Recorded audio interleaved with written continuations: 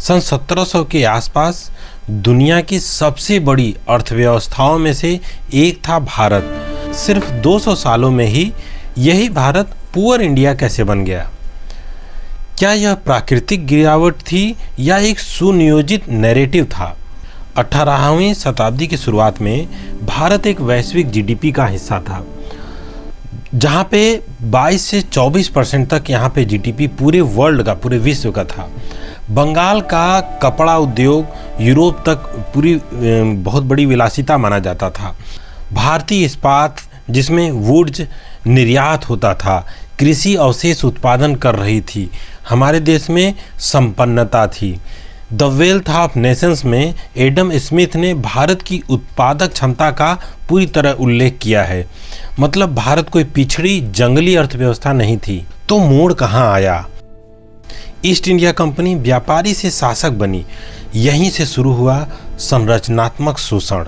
दादा भाई नेहरूजी ने इसे ड्रेन ऑफ वेल्थ की थियोरी दी। उनके अनुसार भारत की संपत्ति बिना किसी प्रतिफल के पूरी तरह ब्रिटेन जाने लगी, और जिसके वजह से उसके बदले में हमको कुछ भी प्राप्त नहीं हो रहा था।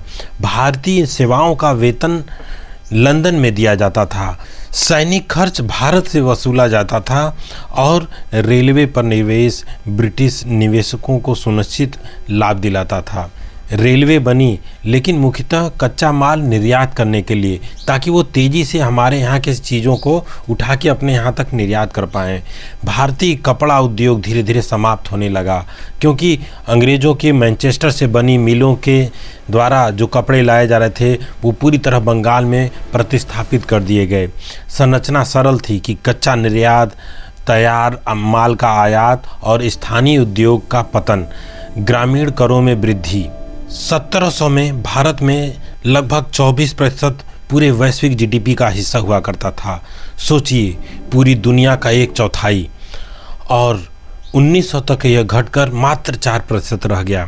यूरोप में इंडस्ट्रियल रिवॉल्यूशन हुआ और यही तकनीकी बढ़त वास्तविक थी। ये जो तकनीक थी बहुत बड़ी मात्रा में प्रोडक्शन शुरू कर दी, जिससे उनको बड़ा व्यापार करने का बाजार चाहिए था।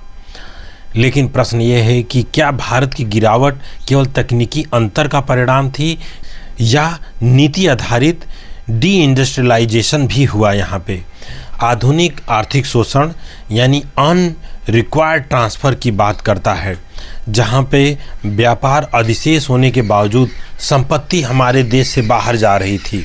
अब इसका मनोवैज्ञानिक प्रभाव क्या पड़ा? ब्रिटिश दस्तावेजों में एक कथन बार बार दिखता है कि भारत गरीब है क्योंकि भारतीय पिछड़े हैं।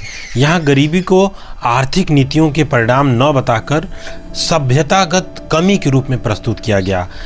लेबल लगाना भी एक राजनीतिक क्रिया है। पुअर इंडिया केवल एक आंकड़ा नहीं था, ये एक नैरेटिव था।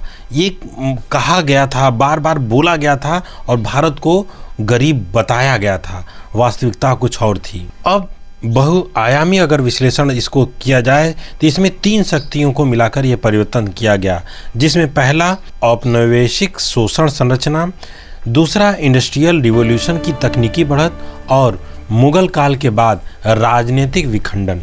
इसलिए यह कहना कि भारत स्वाभाविक रूप से गरीब था, ये पूरी तरह से अधूरी बात होगी। और यह कहना कि सिर्फ ब्रिटिश ही कारण थे, ये अति सरलीकरण है। सत्य बहुस्तरीय है।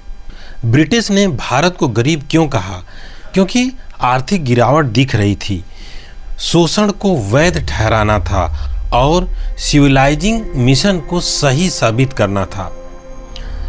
आज हम किसी देश को डेवलपिंग कहते हैं तो हमें पूछना चाहिए कि ये लेबल आपको किसने दिया, डेटा क्या कहता है, वास्तविकता क्या है। इतिहास की घटनाएं सिर्फ नैरेटिव की शक्ति नहीं है। किसी की कह देने से कोई चीज़ नहीं हो जाती, उसके प्रमाण के साथ बात करनी चाहिए।